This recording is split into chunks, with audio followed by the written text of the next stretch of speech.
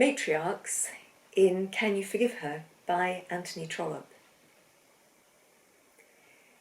The question of what should a woman do with her life is in some part answered by the inclusion in the novel of a number of matriarchs. This would be the traditional default career path, shall we say, for a woman within the aristocracy, within the particularly wealthy landed gentry set. It would be necessary, of course, for a woman to be married, to undertake the role of social matriarch, political hostess, high society hostess. It wouldn't have been possible to do this really as a single woman. Occasionally one might have seen it where a wife had died and an eldest daughter assumes the role of the mistress of the household quite early on.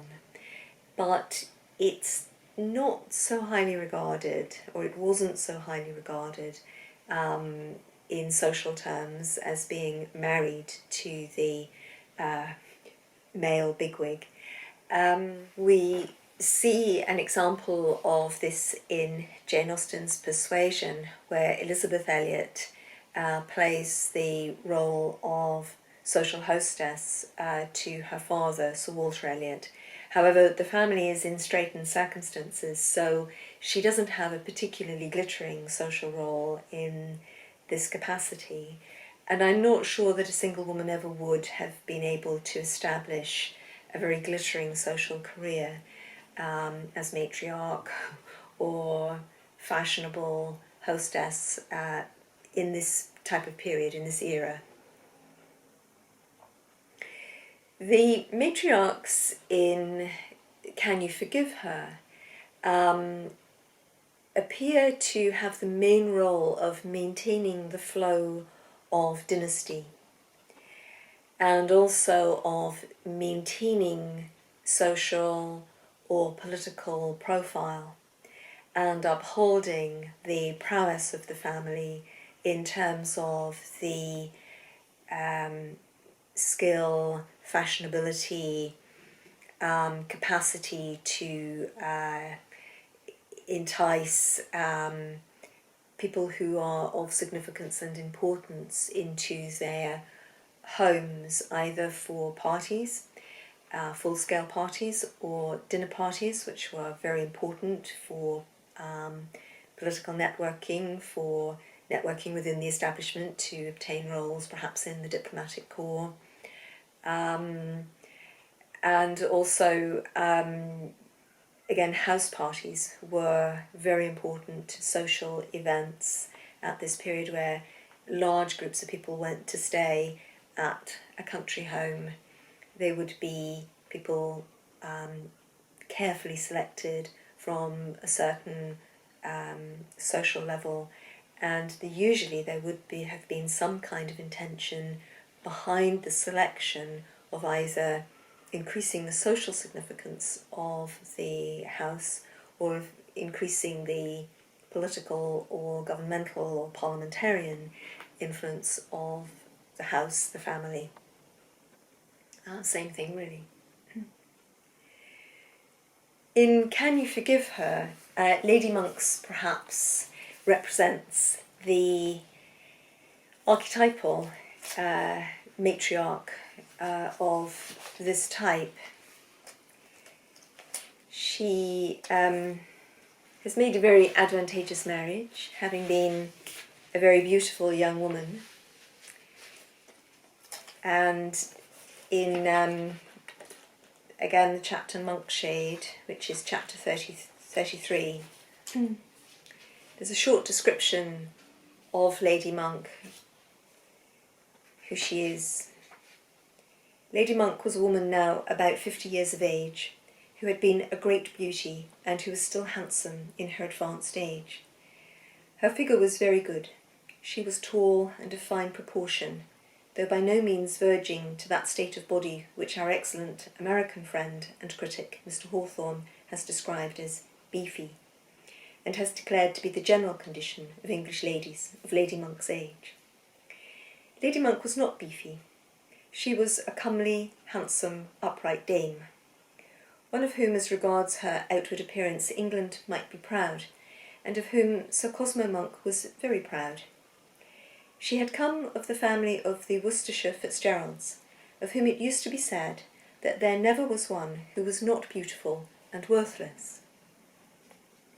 Looking at Lady Monk, you would hardly think that she could be a worthless woman, but there were one or two who professed to know her, and who declared that she was a true scion of the family to which she belonged, that even her husband's ample fortune had suffered from her extravagance, that she had quarrelled with her only son, and had succeeded in marrying her daughter to the greatest fool in the peerage. She had striven very hard to bring about a marriage between her nephew and the great heiress, and was a woman not likely to pardon those who had foiled her. So this latter marriage which was foiled was, of course, the marriage between Burgo Fitzgerald and Glencora. And herein, really, we have a number of elements that certainly this novel tends to ascribe as fairly stereotypical to the aristocratic matriarch. She has arrived at her social position through marriage, and she achieved a particularly advantageous marriage in the terms of this society through her great beauty. She doesn't have any profound inequalities. She is worthless, and the superficiality of her nature comes through, the unpleasantness perhaps also of her nature comes through in the fact that she's quarrelled with her only son, that she holds a vendetta against those who foiled her plans for Burgo. And also this flow of dynasty that I mentioned before, this idea that the most important thing is to keep the family mixing and moving and allied to the other powerful families who play their role within the governing class, is to be seen in that she's married her daughter to the greatest fool in the peerage. So she's married her daughter to a man with a title, important for this social group, but he's also a fool, so that's not so marvellous.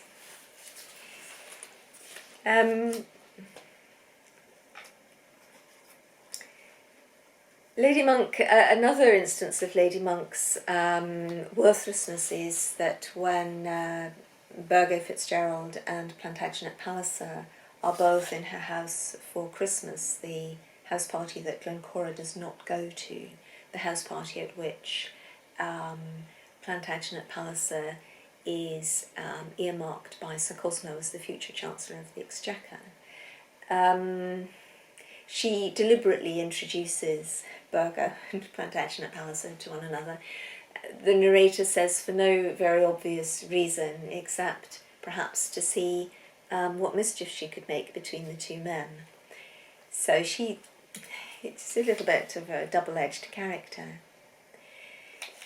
However, Lady Monk is a fantastic social hostess, and definitely fulfills the role of matriarch at that level, and perhaps no wonder therefore then that Sir Cosmo is so particularly proud of her. In chapter 48, Preparations for Lady Monk's Party, there's a summary given of how she goes about these social gatherings. So just have a look at that. Early in April, the Easter recess being all over, that's to say the Easter recess for Parliament being all over, Lady Monk gave a grand party in London. Lady Monk's townhouse was in Gloucester Square. It was a large mansion, and Lady Monk's parties in London were known to be very great affairs. She usually gave 2 or 3 in the season, and spent a large portion of her time and energy in so arranging matters that her parties should be successful. So again, this question of what should a woman do with her life? Well, arrange social parties. As this was her special line in life, A failure would have been very distressing to her, and we may also say very disgraceful, taking into consideration, as we should do in forming our judgment on the subject, the very large sums of Sir Cosmo's money which she spent in this way. But she seldom did fail. She knew how to select her days so as not to fall foul of other events. It seldom happened that people could not come to her because of a division which occupied all the members of Parliament, or that they were drawn away by the superior magnitude of some other attraction in the world of fashion. This giving of parties was her business, and she had learned it thoroughly. She worked at it harder than most men work at their trades, and let us hope that the profits were consolatory. So these social gatherings are certainly not just for fun. There is a motive behind giving them, and there is the expectation that there will be rewards of some kind.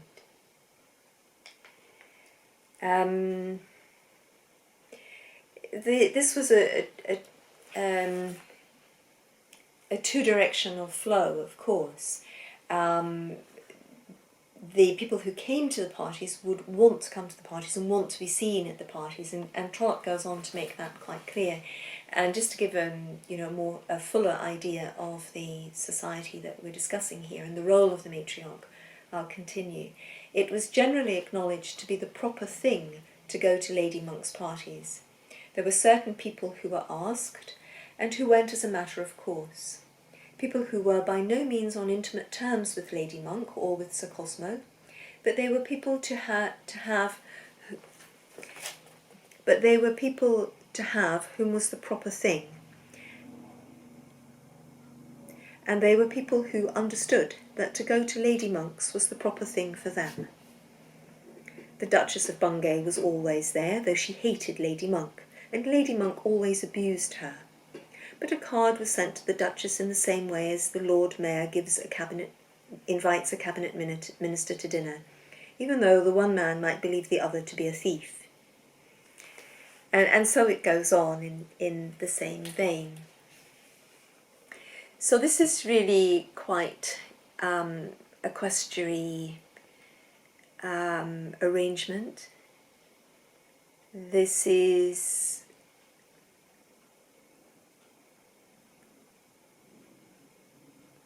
a sort of parasitic arrangement, really. Although the parasites will, within the society, swap roles at times.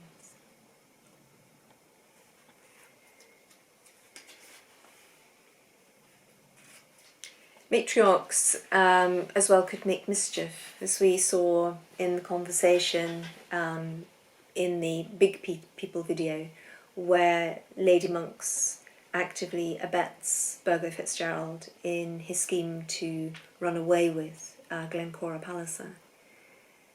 They could be quite scheming. They could be quite, on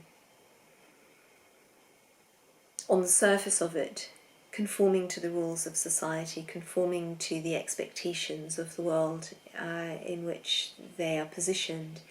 But also, the whole nature of these kinds of parties is to try and undercut other people to ensure that your family rises faster and further than another family.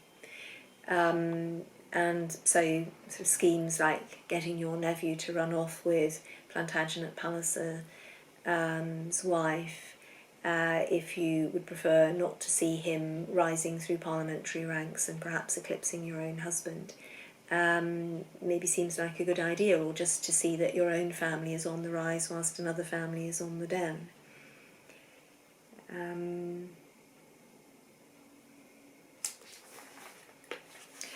It's interesting as well just to think about the very grand way in which Lady Monk receives her guests at her parties.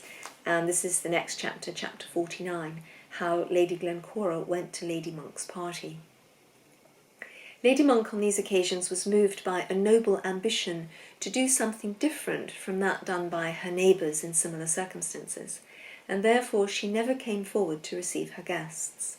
She ensconced herself early in the evening in that room at the head of the stairs, and there they who chose to see her made their way up to her and spoke their little speeches. They who thought her to be a great woman, and many people did think her to be great, were wont to declare that she never forgot those who did come, and those who did not.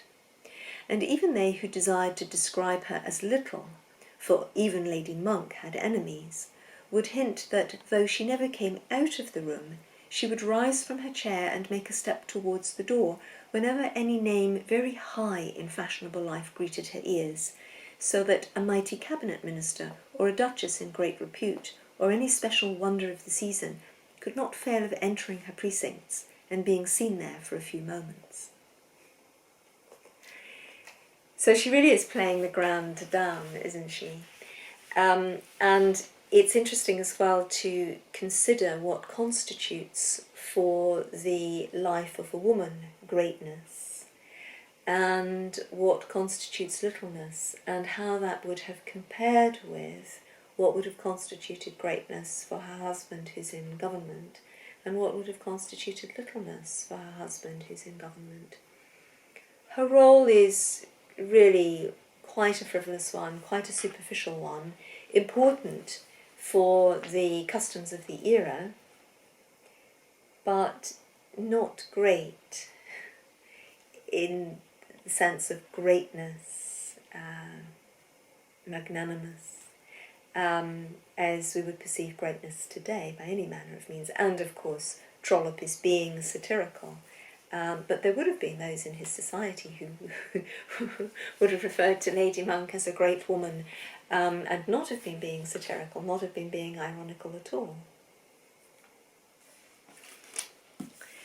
Lady Monk is of the first order of matriarchs, and there are others in the novel who fall within that rank.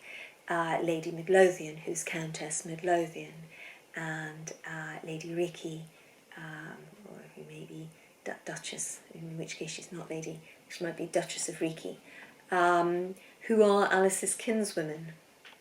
They certainly perceive that they, again, even on the outskirts of their family, that it's important for them to maintain or to see, to try and ensure that even their distant relations continue to be people of note, people who are worth knowing.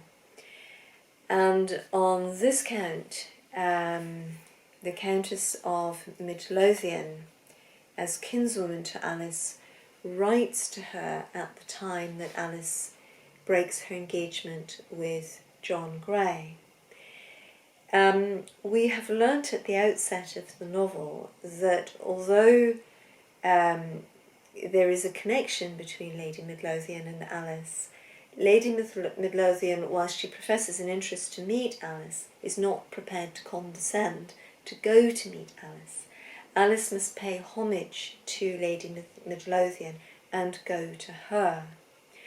And as was a little bit discussed in the video on Alice, Alice simply does not kowtow to the social hierarchy that surrounds her. She is confident of herself, certainly as a gentlewoman. It's perhaps the area of greatest confidence that she possesses, this understanding of herself as a gentlewoman and her understanding of what her behaviour as a gentlewoman should be. Although, of course, that's the discomfiture that underlies the discomfiture that she feels in the social transgressions of engaging herself to men and then jilting them. But Alice does not court people of a higher social rank than she has. She doesn't feel the need to do so,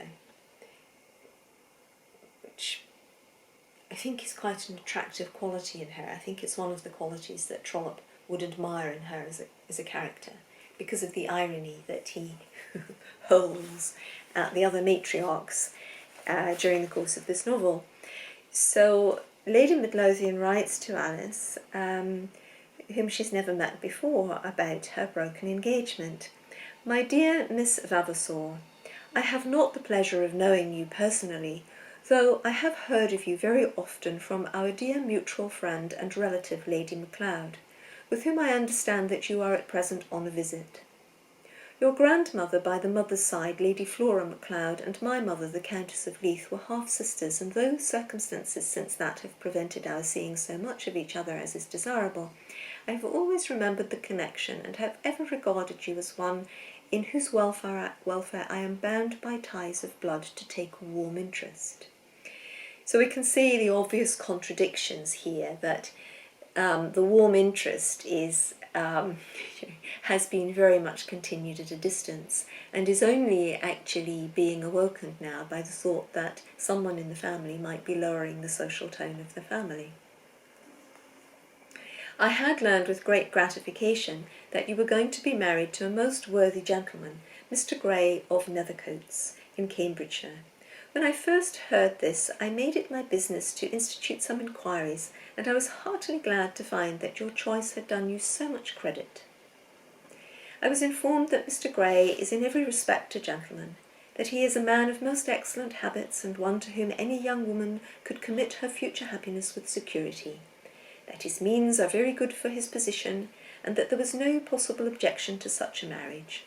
All this gave great satisfaction to me, in which I was joined by the Marchioness of Old Reekie, who is connected with you almost as nearly as I am, Marchioness of Reekie. I can assure you, and who, I can assure you, feels a considerable interest in your welfare. I am staying with her now, and in all that I say she agrees with me. And then Lady Midlothian goes on to criticise Alice really for having broken her engagement. There are things in which a young lady has no right to change her mind after it has been once made up.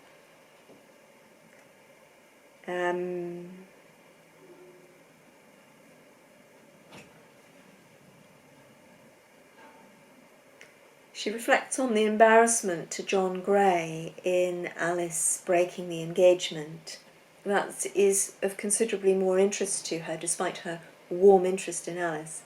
It's John Gray's embarrassment that she focuses on, not the need for Alice to have emotional fulfillment in her marriage, not a discussion with Alice about why Alice has broken the engagement. There's no affection towards Alice in this letter. There's no personal concern towards Alice in this letter. And of course this is what was discussed as well in the video on Alice, that Alice is someone who has not experienced much affection in her life.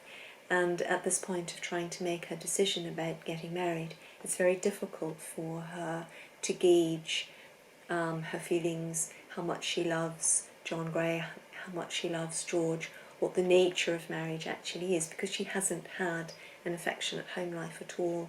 And because those women around her, Lady Midlothian was related to her mother, but hasn't stepped into a mothering role, only this at a very late stage matriarchal role.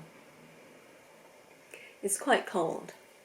And there is this characterisation as well within the role of the matriarchs in this novel, that they are really quite cold.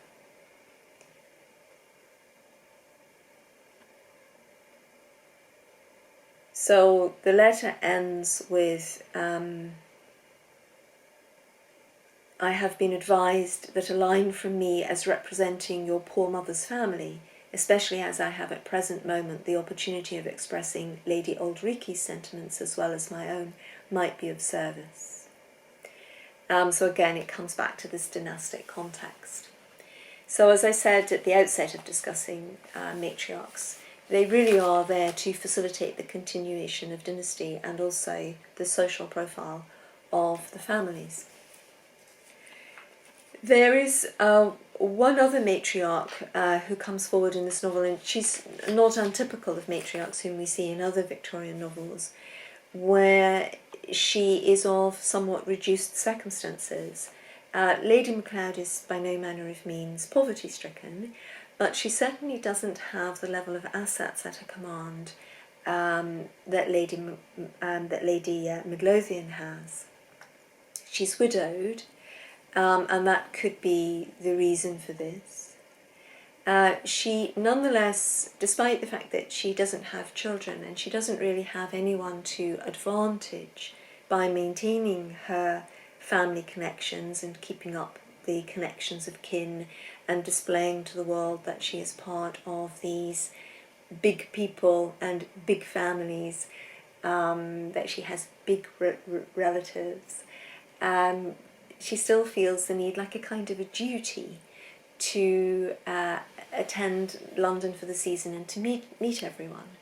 And this idea that socialising and maintaining contacts as a kind of a duty was very pervasive and present at this time. And it's not something that's died out. It definitely has not died out in certain echelons of British society. Socialising and keeping up the family profile is de rigueur. It is a duty. And there are still many wives who are social hostess wives, of course. So just to return to Lady Macleod, it was now June, and that month Lady Macleod was in the habit of spending among her noble relatives in London, when she had succeeded in making both ends so far overlap each other at Cheltenham as to give her the £50 necessary for this purpose. For though she spent her month in London among her noble friends, it must not be supposed that her noble friends gave her bed and board. They sometimes gave her tea, such as it was, and once or twice in the month they gave the old lady a second-rate dinner.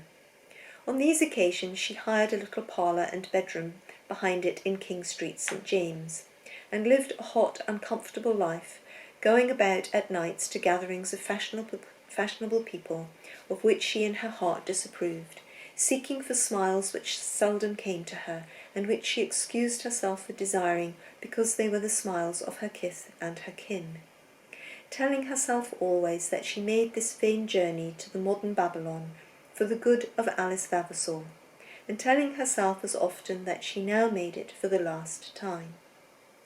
On the occasion of her preceding visit she had reminded herself that she was then 75 years old, and had sworn to herself that she would come to London no more. But here she was again in London, having justified the journey to herself on the plea that there were circumstances in Alice's engagement which made it desirable that she should for a while be near her niece. Her niece, as she thought, was hardly managing her own affairs discreetly. So there isn't very much affection between Alice and Lady Macleod. And Lady Macleod, again, is moved by a sense of duty in all that she does to bolster Alice's social position and to help Alice to maintain the contacts which will be useful to Alice, her future husband and her future children as their lives progress. And in some respects, of course, Lady Macleod is absolutely right in their lives. This is under the circumstances of how Victorian society worked at this level. It's not. It's a good idea, of course. It's not iniquitous in and of itself. It would have been useful, except that Alice evinces very little interest in this connection with family that Lady Macleod encourages her to take up. Even, I think, if Alice had not been there, Lady Macleod would probably have wanted to continue her connections with her kinsfolk. For many people, there was a sense of duty in maintaining this appearance for the sake of the family, of connection, that even Lady Macleod's maintaining it on behalf of her deceased husband, on behalf of her deceased parents. As I discussed in the section on Burgo Fitzgerald, these pillars of how people in this society perceived the world were difficult to dismantle, as indeed the construction of how any one of us perceives and sees the world is difficult to dismantle unless striking evidence of the narrowness of our view is brought before us. But each individual's worldview is always relatively narrow. So there's a conversation then that ensues between Alice and Lady Macleod, in which Lady Macleod encourages Alice to take up her connections with Lady Midlothian, which was mentioned earlier.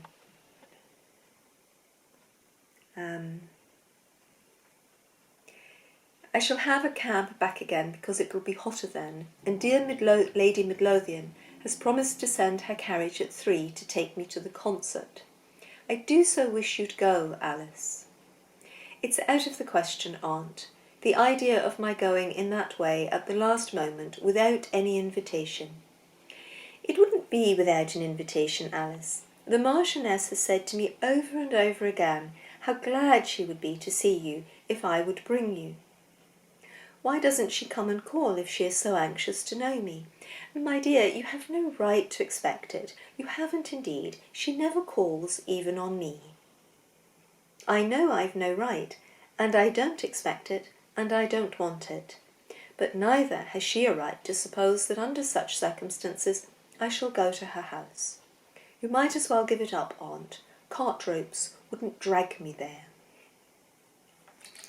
So, as discussed before, Alice is aloof from the whole idea of needing to maintain social connections, of wishing to social climb.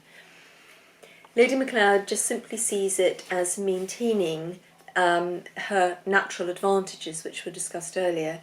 This nonsense, Alice. Of course you are, and for his sake you are bound to cultivate any advantages that naturally belong to you, so his being her husband's, future husband's. So, yes, Lady Midlothian sees it as very important to maintaining these connections, and that it's a kind of a duty incumbent upon Alice to do so. And because men's lives are more caught up in public affairs and business, it's the role and the work of the women to make sure that these connections are maintained and sustained. For these people, it was important. For these people, it was a kind of a lifeline within the social system in which they lived, operated, worked, functioned. We obviously would take a different view of it today. Trollope is describing it, and he's describing it very well, and also is projecting the other side. He's projecting both sides, the side of those who are living within, actively living within and promoting this way of life, and those who question it more, such as Alice Vavasor.